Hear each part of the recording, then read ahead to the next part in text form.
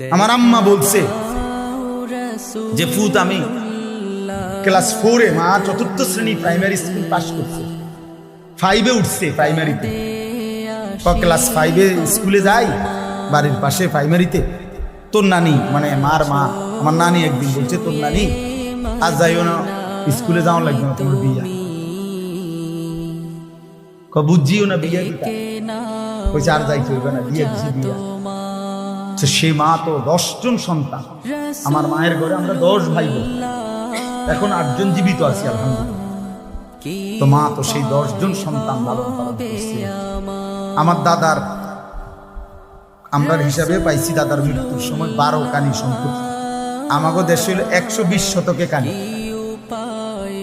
আপনাদের এদিকের মতন 120 শতকে কি এক কানি, তাহলে 12 কানি এরকম কত, 4 × 12 = 48, প্রায় 48। এই সমস্ত সম্পত্তিতে দাদা ফসল করতেন, মানে ধান করতেন। আমার বাপ চাচারা 4 জন, তো 4 জন মা চাষিরা তাহলে কয়জন, 4 জন। এই 4 জন মা চাষি, মায় কত সময় বলছে ফুট, সকাল ফজরের পর থেকে রাত বইতাম, ধান সিদ্ধ করতাম।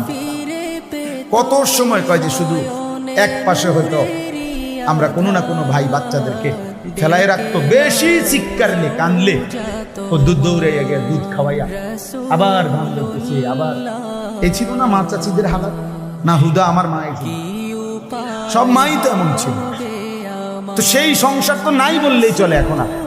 ওই রকম চাষাবাদও করে না, ওই রকম ঘর গৃহস্থের কাজও করে না।